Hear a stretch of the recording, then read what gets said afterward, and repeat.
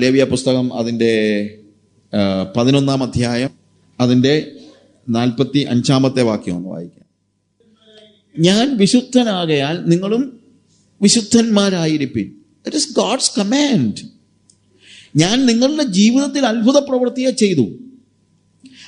അതായത് നിങ്ങളെ ഞാൻ മിസ്രയീം ദേശത്ത് നിന്ന് വിടുവിച്ചു.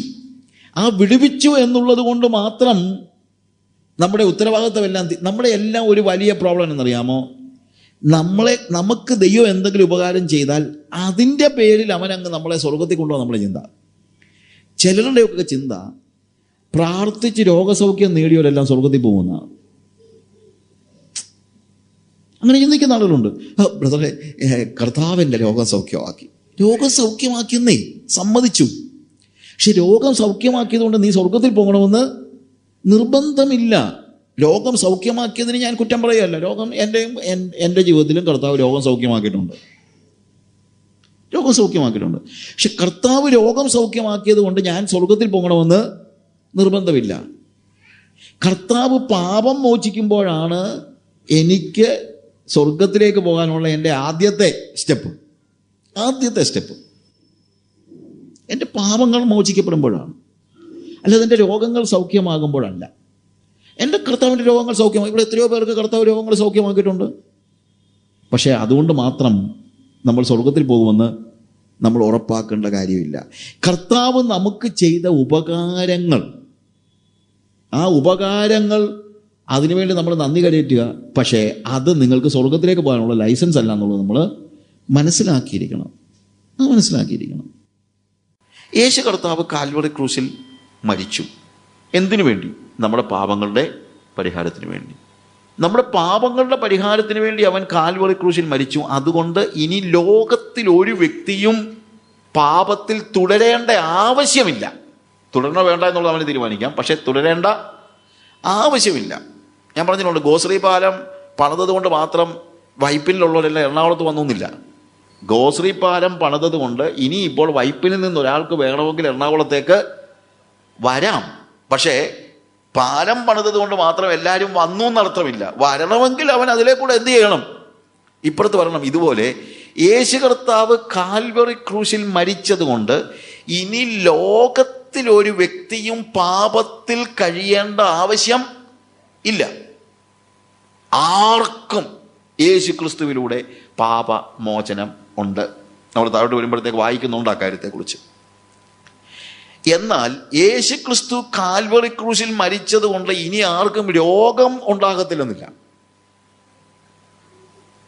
ഞാൻ പറഞ്ഞ മനസ്സിലാക്കണം. രോഗമില്ലാത്ത ഒരവസ്ഥയിലേക്ക് ലോകത്തിലെ മുഴുവൻ മനുഷ്യരെയും കർത്താവ് നയിച്ചു കഴിഞ്ഞിട്ടില്ല. അത് സ്വർഗത്തിൽ ചെല്ലുമ്പോഴേ ഉള്ളൂ. അവിടെ കണ്ണീരില്ല, അവിടെ രോഗമില്ല, അവിടെ അത് വേറൊരു ലോകമാണ്. പക്ഷേ ഇന്ന് ഭൂമിയിൽ പോലും യേശുക്രിസ്തുവിൻ്റെ കാൽവറി ക്രൂശിലെ മരണം കൊണ്ട് നമ്മളെ രോഗങ്ങൾ സൗഖ്യമായി എന്നല്ല, നമ്മുടെ പാപങ്ങൾ ക്ഷമിക്കപ്പെട്ടു. എന്നാൽ ആ യേശു നമ്മുടെ രോഗങ്ങളെ എന്ത് ചെയ്യുന്നുണ്ട്? സൗഖ്യമാക്കുന്നുണ്ട്.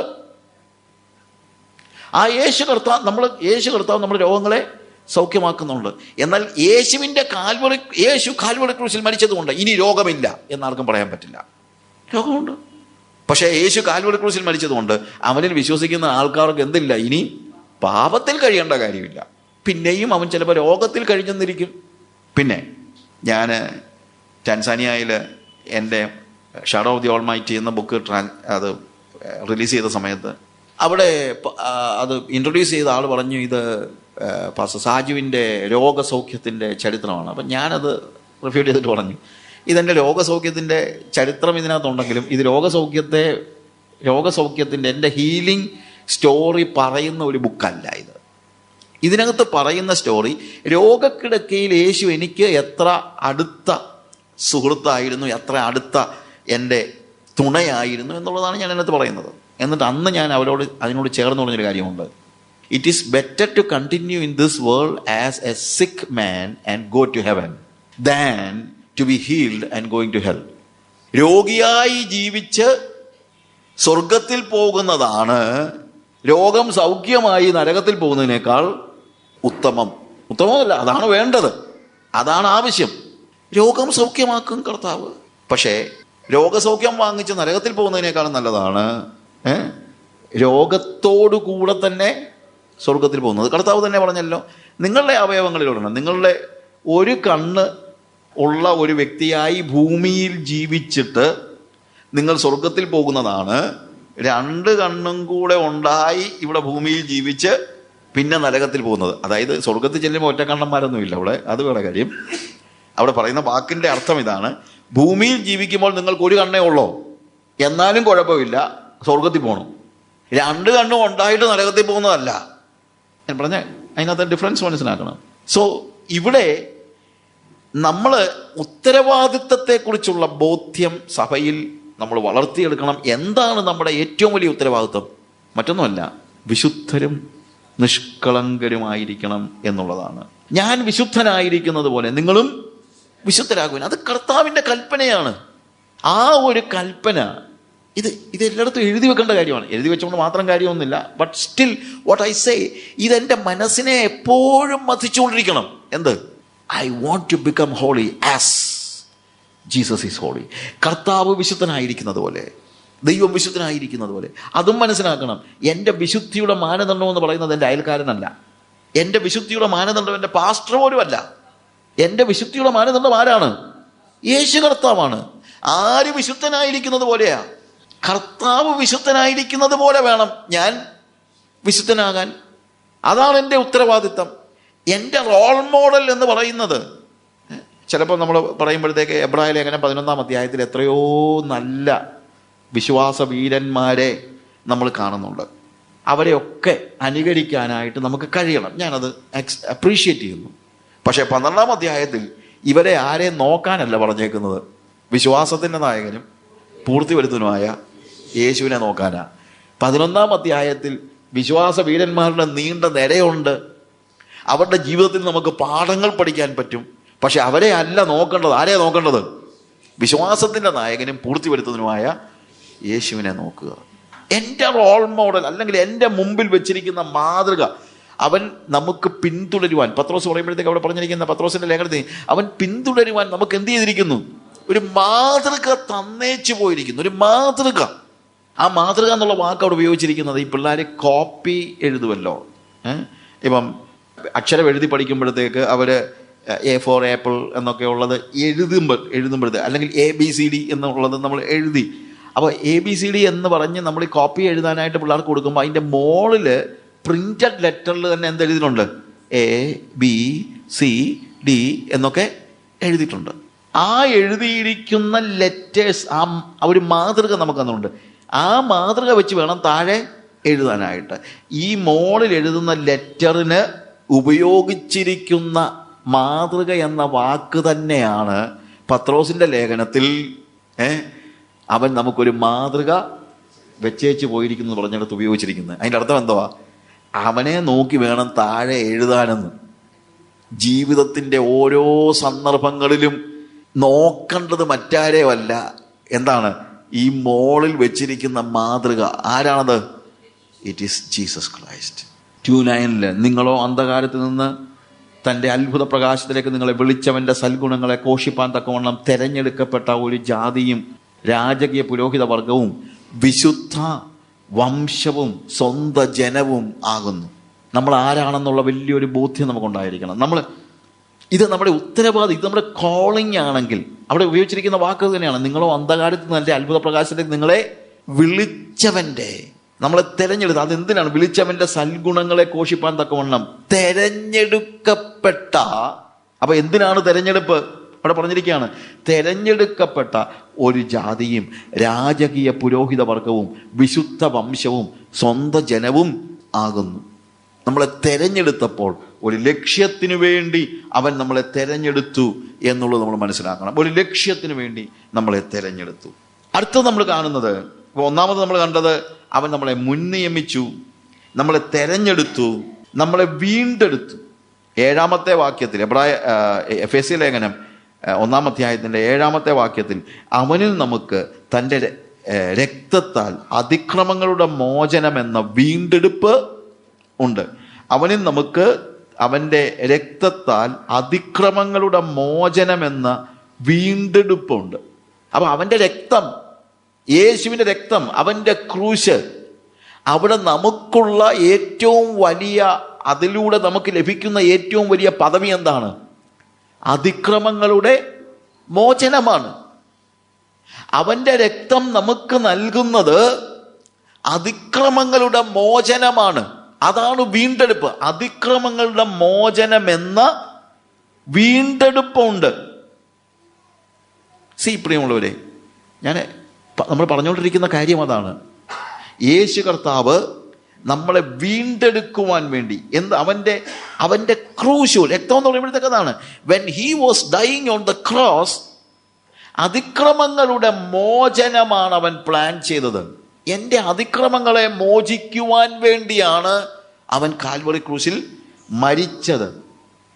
3 ക്രോസിലും അവരുടെ മരണത്തെക്കുറിച്ച് ഒരു ആളിങ്ങനെ പറഞ്ഞിരിക്കുന്ന ഒരു കാര്യം ഇതാണ്: 1 man died for sin, the other man died in his sin, and the third man died to sin. ഒരുവൻ പാപങ്ങൾക്കു വേണ്ടി മരിച്ചു, അത് നമ്മുടെ കർത്താവായ യേശു. He died for sin. മനുഷ്യവർഗത്തിൻ്റെ പാപങ്ങൾക്ക് വേണ്ടി, പാപങ്ങൾക്ക് പകരമായി അവൻ മരിച്ചു. രണ്ടാമത്തെ കള്ളൻ, അവൻ പാപത്തിൽ മരിച്ചു. He died in sin. അവൻ പാപത്തിൽ മരിച്ചു. മൂന്നാമത്തെ വ്യക്തി പാപത്തിന് മരിച്ചു. മൂന്നാമത്തെ വ്യക്തി ആരാണ്? മാനസാന്തരപ്പെട്ടതായ ആ വ്യക്തി, കള്ളൻ. അവനെന്താണ്? അവൻ്റെ പാപത്തിന് മരിച്ചു. അവൻ പാപത്തിന് മരിച്ച യേശുവിനോട് കൂടെ പറുദീസയിൽ ജീവിക്കുകയാണ്. അവൻ ജീവനിലേക്ക് കിടക്കുകയാണ്. മറ്റവൻ പാപത്തിൽ മരിച്ചു. എന്നാൽ യേശു എന്താണ്? Jesus was dying for sin and the culprit, അവൻ്റെ കൂടെ ക്രൂശിക്കപ്പെട്ട ആദ്യത്തെ കള്ളൻ, he was dying in his sin, and the third person who repented, he was dying to sin. അവൻ നമ്മുടെ പാപങ്ങൾക്ക് വേണ്ടി, യേശു കർത്താവ്. അതുകൊണ്ടാണ് അവൻ്റെ രക്തത്തിൽ എന്തുണ്ടെന്നാണ് പറഞ്ഞിരിക്കുന്നത്? അതിക്രമങ്ങളുടെ മോചനം എന്ന വീണ്ടെടുപ്പുണ്ട്, റിഡംഷൻ. ഈ റിഡംഷൻ ഇല്ലാതെ, ഈ അതിക്രമങ്ങളുടെ മോചനം എന്ന വീണ്ടെടുപ്പ് പ്രാപിക്കാതെ ബന്ധം പുനഃസ്ഥാപിക്കുക അസാധ്യമായിരുന്നു. എന്തുകൊണ്ട് യേശു കർത്താവ് മരിച്ചു? യേശു വന്നത് എന്തിനു വേണ്ടിയാണ്? നഷ്ടപ്പെട്ടു പോയ ബന്ധം പുനഃസ്ഥാപിക്കാൻ വേണ്ടിയാണ്. ആദിയിൽ എല്ലാം ഒന്നായിരുന്ന അവസ്ഥയിൽ നിന്ന് പാപത്തിലൂടെ ആ സ്റ്റേജസ്, അല്ലെങ്കിൽ എല്ലാം നഷ്ടമായ ഒരു സാഹചര്യത്തിൽ യേശു വന്നത് ഈ ബന്ധം പുനഃസ്ഥാപിക്കാനാണ്. പക്ഷെ ഈ ബന്ധം പുനഃസ്ഥാപിക്കണമെങ്കിൽ അതിക്രമങ്ങളുടെ മോചനം നടക്കാതെ ഈ ബന്ധം പുനഃസ്ഥാപിക്കാൻ കഴിയുമായിരുന്നില്ല. Redemption was inevitable. വീണ്ടെടുപ്പ് അനിവാര്യമായിരുന്നു. To reestablish the relationship. Redemption was inevitable to reestablish relationship.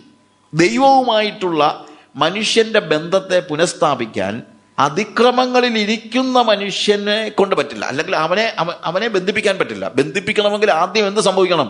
പാപമോചനം, അതിക്രമങ്ങളുടെ മോചനം സംഭവിച്ചാലേ പറ്റുള്ളൂ. കടക്കാരനായ ഒരു മകൻ കടം വാങ്ങിച്ച അവന് അവസാനം ജയിലിലായെന്ന് വെക്കുക. ജയിലിലായ ഒരു വ്യക്തിയെ പിന്നീട് അപ്പൻ്റെ ഭവനത്തിലേക്ക് കൂട്ടിക്കൊണ്ടു പോകണമെങ്കിൽ ജയിൽ പൊട്ടിച്ചു കൊണ്ടുപോകുന്നതല്ല അതിൻ്റെ കൃത്യമായ മാർഗം എന്ന് പറയുന്നത്. എന്താണ്? അവൻ്റെ കടം ആദ്യം വീട്ടണം. അപ്പൻ കടം വീട്ടിയിട്ട് അവനെ മോചിപ്പിച്ച് അപ്പൻ്റെ ഭവനത്തിലേക്ക് കൊണ്ടുപോകും. അതുകൊണ്ടാണ് അതിക്രമങ്ങളുടെ മോചനം എന്ന വീണ്ടെടുപ്പ് നടത്തിയാലേ ആ പിതാവിനോടുകൂടെയുള്ള വാസം ഒരു യാഥാർത്ഥ്യമായി തീരത്തുള്ളൂ. പിതാവിനോടുകൂടെ, അതായത് അതിനുള്ള വില കൊടുത്തേലേ പറ്റുള്ളൂ. And God gave a price. ബാക്കിയുള്ള കാര്യത്തിനൊന്നും അല്ല ദൈവം ശരിക്കും വില കൊടുത്തത്. വില കൊടുത്ത് എന്തിനാന്ന് ചോദിച്ചു കഴിഞ്ഞാൽ എന്തിനാണെന്നറിയാം? വീണ്ടെടുപ്പിനാണ് ശരിക്കും വില കൊടുത്തത്. വില ആർക്ക്? നമ്മൾ ₹1,00,000 വിലയുള്ള പക്ഷി എന്നുള്ള നമ്മുടെ ട്രാക്റ്റ് ഉണ്ട്. അതിനകത്ത് നിങ്ങൾക്കറിയാവുന്ന സ്റ്റോറിയാണ്, വായിച്ചിട്ടുള്ള സ്റ്റോറി ആയതുകൊണ്ട് നിങ്ങൾക്കറിയാം. എന്താണ്? ഒരു പക്ഷിയെ ഉപദ്രവിച്ചുകൊണ്ടിരിക്കുന്നതായ ഒരു മനുഷ്യൻ, അവൻ്റെ കയ്യിൽ നിന്ന് ആ പക്ഷിയെ വീണ്ടെടുക്കാനായിട്ട് മറ്റൊരു മനുഷ്യൻ തയ്യാറാകുന്നു. മറ്റൊരു മനുഷ്യൻ തയ്യാറാകുമ്പോൾ അവൻ അതിനൊരു പ്രൈസ് ചോദിക്കുകയാണ്. ആ പ്രൈസ് കൊടുക്കാൻ തയ്യാറായത് കൊണ്ടാണ് ആ പക്ഷിയെ അവൻ എന്ത് ചെയ്യാൻ പറ്റിയത്? മോചിപ്പിക്കാൻ പറ്റിയത്. ഇതുപോലെ പിശാചിൻ്റെ കയ്യിൽ കളിപ്പാവയായിരുന്ന നമ്മുടെ തൂവലുകളെ വലിച്ചുകൊണ്ടിരുന്നപ്പോൾ യേശു കർത്താവ് വന്ന് പ്രൈസ് കൊടുത്ത് അവൻ്റെ രക്തം വിലയായി കൊടുത്ത് എന്ത് ചെയ്യാണ്? നമ്മളെ മോചിപ്പിക്കുകയാണ്. തിയോളജിക്കലി ആർക്ക് പ്രൈസ് കൊടുത്തു എന്നൊക്കെ വേണമെങ്കിൽ നമുക്ക് വലിയ ചോദ്യങ്ങളൊക്കെ ചോദിക്കാം. അങ്ങനെ എന്താണ് അതിൻ്റെ തലനാരിഴ കീറിയുള്ള ഒരു ഉദാഹരണം പറയുമ്പോഴത്തേക്ക് ആ അതിനകത്തുനിന്നൊരു തിയോളജി ഉണ്ടാക്കാനല്ല, അത് ദൈവത്തിനാണോ കൊടുത്തത്, പിശാചിനാണോ കൊടുത്തത്, ഇങ്ങനത്തെ ചോദ്യത്തിനൊന്നും അവിടെ പ്രസക്തിയില്ല. പക്ഷേ വേദപുസ്തകം പഠിപ്പിക്കുന്ന ഒരു കാര്യമുണ്ട്. എന്ത്? വില കൊടുത്തു. അവൻ നിങ്ങളെ എന്ത് ചെയ്തു? വിലയ്ക്ക് വാങ്ങിയിരിക്കുന്നു. വില ആർക്ക് കൊടുത്തു എന്നുള്ളതല്ല ഇവിടുത്തെ വിഷയം. വില കൊടുത്തു. എന്ത് വിലയാ കൊടുത്തത്? അവൻ്റെ രക്തം.